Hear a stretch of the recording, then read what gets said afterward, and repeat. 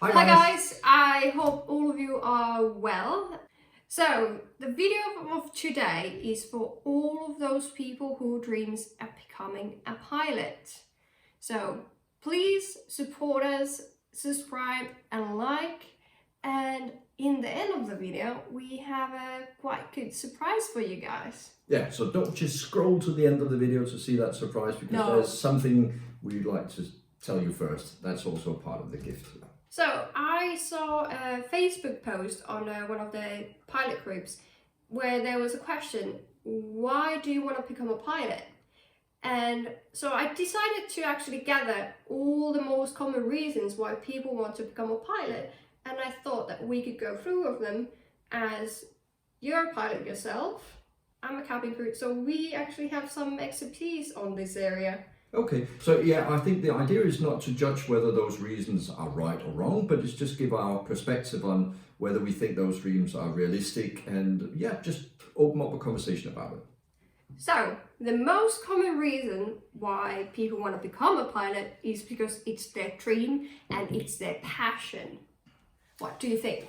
Well, I think that matches what I hear after having flown for about 20 years, that people have become pilots because it was their dream. But what I also hear is that some come to the conclusion that what they had as a dream was not realistic. So what I would say to those people who have that kind of motivation, just do some research about what the job as a pilot is like. Do a little bit of research of the industry, talk to some pilots, because I think for many, when they are young, they see like flying as an amazing thing and freedom and everything, and I can understand why that can become a dream, but maybe reality is not like in your dream. So the next common answer was money and the desire to provide for the family and help the family. I think it is true that as a pilot, you can make a lot of money. It costs a lot of money to become a pilot, but I think what you need to realize is that, again, there is a huge difference about what pilots make. And I think sometimes also the pilots you talk to who have flown like me for 20 years are on one type of salary that sadly has changed because of new terms and conditions and been introduced and everything. So I think most people will be really surprised when they hear a typical entry starting salary. You did some research on this. Yeah, actually I did some research and find some numbers across the world. And so the average second officer salary is €2,758 a month. So a second officer, that's beginning of your career. It's just to explain the term second officer. Some airlines, when you start as either maybe a cadet or a second officer or a co-pilot, first officer. But it's just to describe, it's the first job you would realistically get straight from flying school. Yeah, but I would say that why the average is so high is actually like these big legacy companies, because actually their starting salaries are quite high. But I could actually found a second officer job less than €800 a month. And I think I can chip in, I can say sometimes it's even worse, because there's what's called the pay to fly schemes. So how they look is that you typically pay to get actually experience on a certain type of airplane. So there you could say you're not even getting any salary, you're actually paying to build the experience. So you can even you can even not get anything, you can even actually pay for flying. So one thing was also quite commonly mentioned in the group was to make family proud, or just to lift your status in society by becoming a pilot. I think that's a really interesting one, because I think as a motivation to make somebody proud, I mean, yeah, maybe that makes you just fight for it and bring out your best, but I think you should do it because of personal reasons, not to make any someone else proud. But I also think that there's something weird about the pilot role, because you put on that uniform and suddenly you become like a superhero. not too No. bad. I No, thought you so don't- no, myself. no, no, no. But no, but it's like it's this perception that pilots, oh, they're unique people. We're not. We're just, we have specialized within a certain type of field, and we have put a lot of studying into it. And you have to wear a uniform. And we're wearing a uniform, but that doesn't make us I think sometimes earning that enormous respect. To be fair. Yeah. This is also a really, really common one. People like to travel and they want to travel for free because they think that you can travel free when you're a pilot. I think the travel aspect of being a pilot is maybe overestimated, because yes, you do go a lot of places, but you typically just see an airport, spend maybe about an hour on the ground, and then you fly back to where you've come from. Unless that you are flying a type of airplane that flies so long that you need to rest and everything, which is the long haul operation, then yeah, you might see something. But typically, depending on the employer you work for, you go to the same places all over again and again.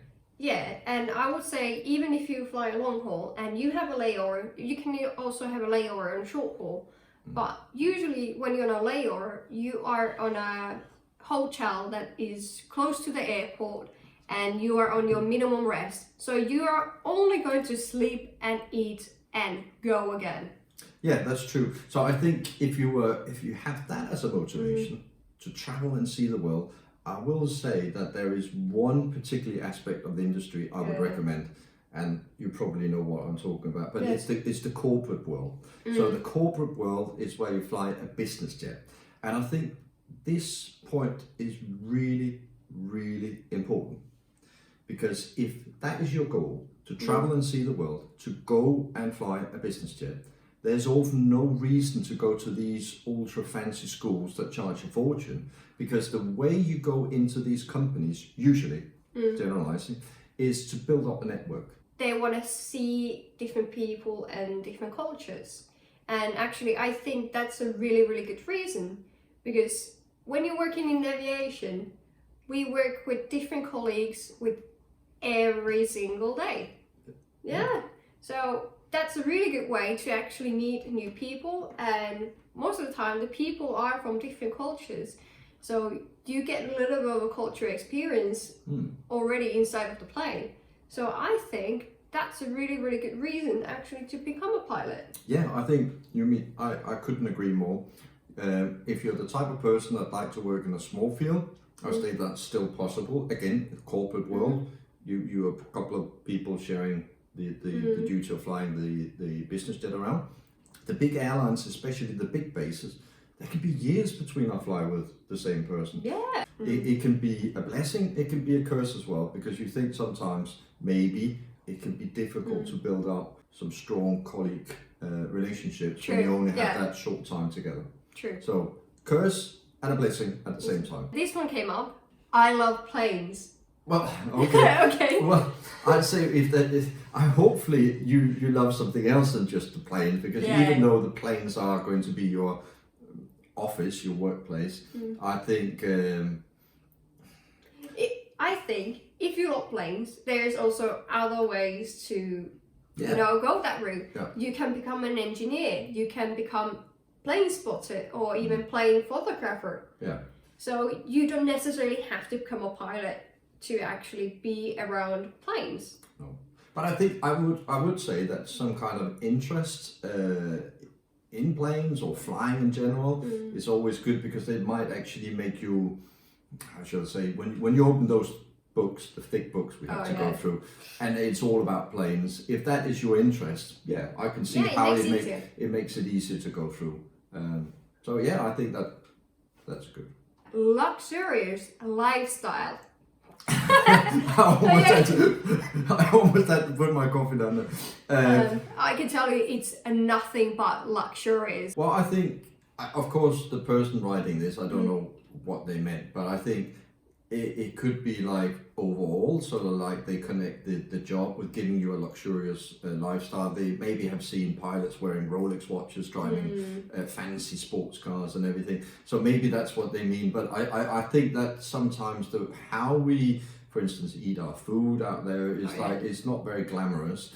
and you get quite used to drinking bad coffee. bad coffee. Yes, coffee. That's probably the only thing that you will find that is stable in aviation. That's the quality of the coffee. It stays the same. But I think it's I can see where this is coming from, but I think what you need to appreciate as well is that terms and conditions in the industry over the last, I'm sounding old now, but over the last couple of years, things have just got worse. Yeah. And you're not getting paid the same. Especially after the corona case, the terms and conditions are going to go down. Yeah.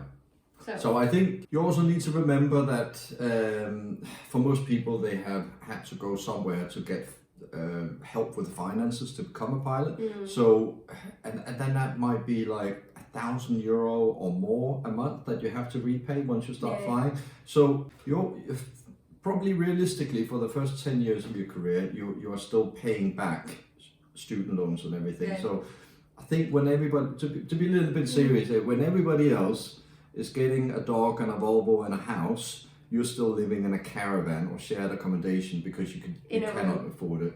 And eating noodles. Yeah, but again, it depends on what your career is like. But I just think if that's your sole motivation, there is a high chance that you will get disappointed. Becoming a pilot makes you smarter. Definitely. No. No. I have to tell you, no.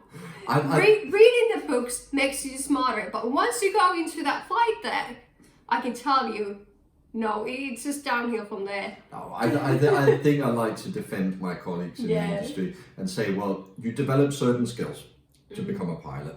I think definitely you become good at communicating, you become good at prioritizing, and you become good at working in a very structural way, procedural way.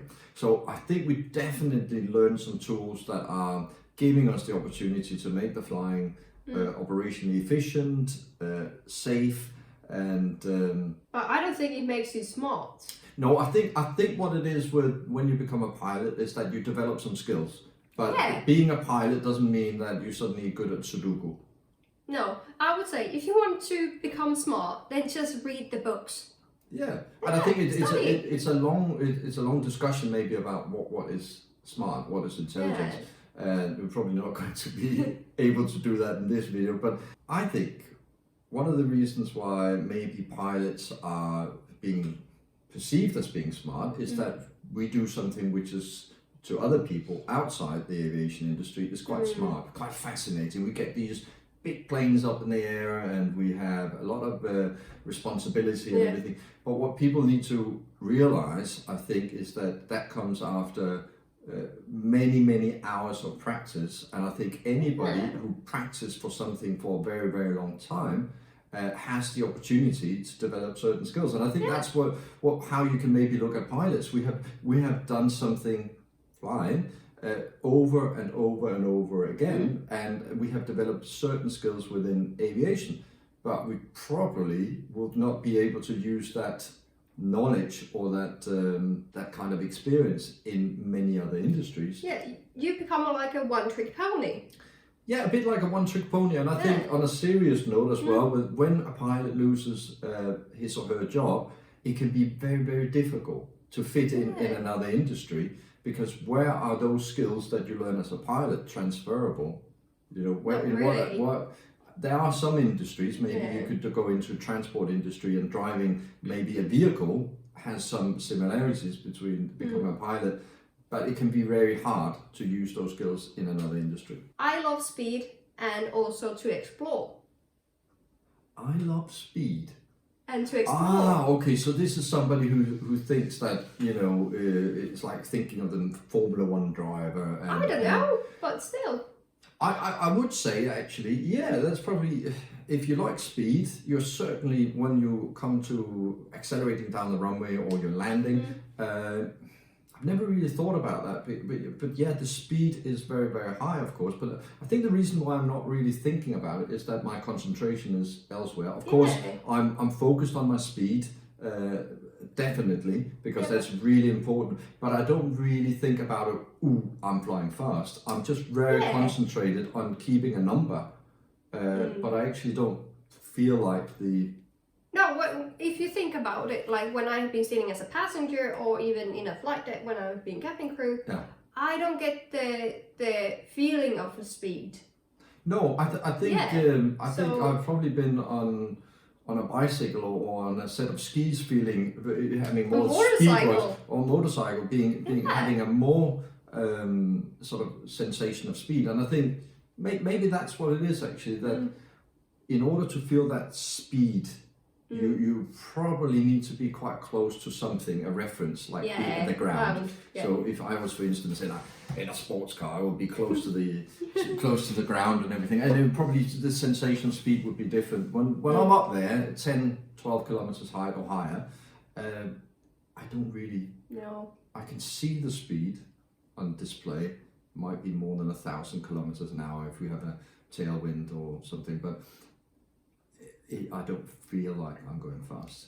Yeah, and to what it comes to explore, I think that's also a reference to traveling.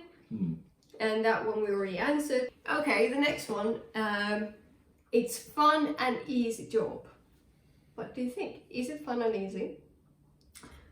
I think it really depends on who you are as a person, because I would say something that I feel is very different to what I do compared to other industries is that I constantly get checked in some way. Yeah. So if you are a type of person that doesn't like exams, that doesn't like to get checked, I don't think you would find becoming a pilot or being a pilot as fun. I think if you have like motivation to go flying and you like working with different people all times of the year, times of the day, and you don't like to be doing a job where things are the same, Monday to Friday and everything, then flying can be really fun. And I still think that after 20 years of flying, that I still look forward to actually go flying. Sometimes the day turns out in a way that I didn't expect.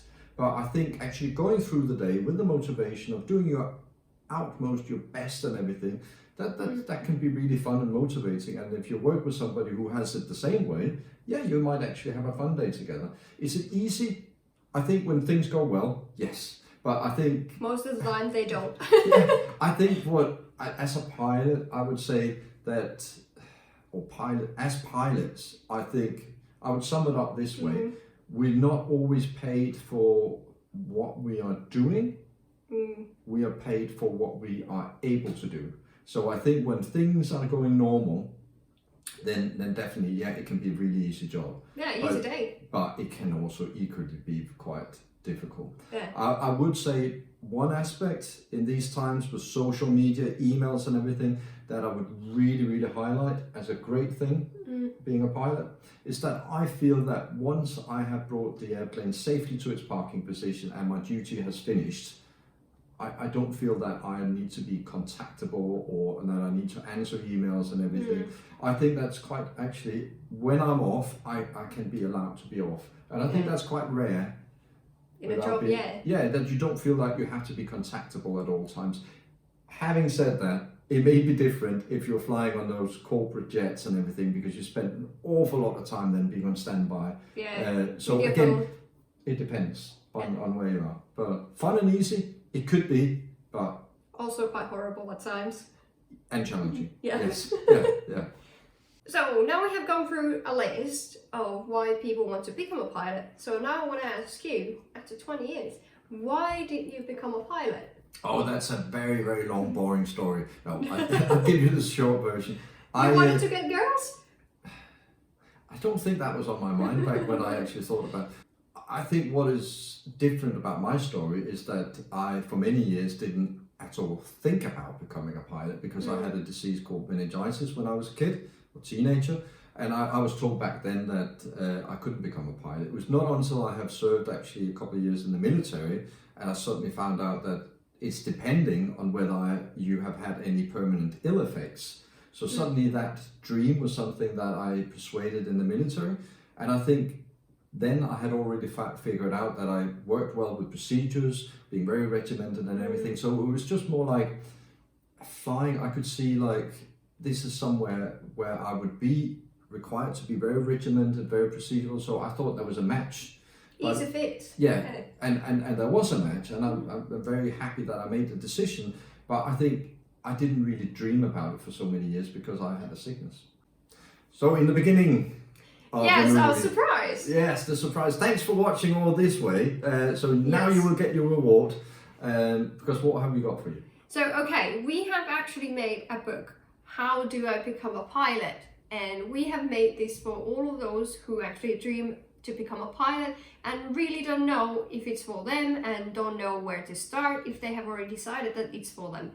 And of course, this sounds like marketing and everything. It is in a way because we want you to buy the book. But the reason why we want you to buy the book is we have tried to put together some things that we wish we had known when we started our career. So, and we have gathered it from many colleagues in the industry. Yeah. So it's a book packed with advice and it gives you an introduction actually to what the industry is like, so you can check whether your dream is realistic.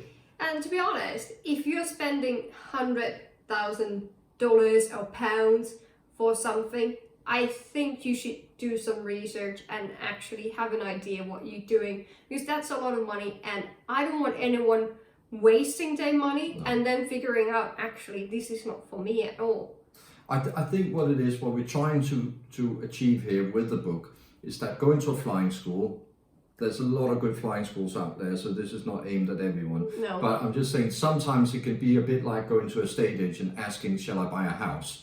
And of course the flying school has a motivation to get you to become a pilot. But I think some of the things we have also put in the book is like a tool so you can actually compare flying schools. Yeah. Because I think that's really important. But I think to sum it up with this video, try and figure out why you want to become a pilot after you have read the book, and then maybe that will help you decide on a flying school, whether it's one of those flying schools that give you a high chance of going straight into the airlines, or are you more the type that could tailor your own education, do it modular, or a local flying school, or are you interested in cadet schemes where you maybe get locked into an airline? It's about knowing all the options before you make a decision. So I think, yes, we're trying to sell you the book. We want you to read it, but we want you to read it for one reason, so you can pick the right decision for you and you don't spend any unnecessary money. That is our motivation and our gift to you. Yeah, well, and I want to also say we have a discount code called Pilot Dream. It will be also linked down below. You will get 60% discount on the book. So how much is it? So it's €8. €8. So €8, and how long is it? How long is it? No, I can tell you it's quite a thick book. Yeah, I think 70 pages, 60, 70 pages. There's a lot of stuff in there. Yeah. And if you have any questions for us, you can put that in the comments below, or you can go to our website, askapilot.net, and send the questions over there and we can then answer them.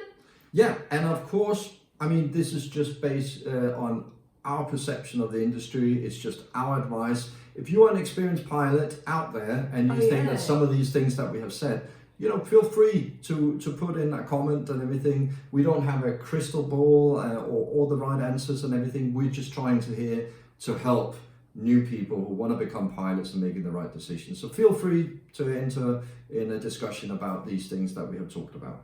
We will see you next time. Yes, stay safe. Bye.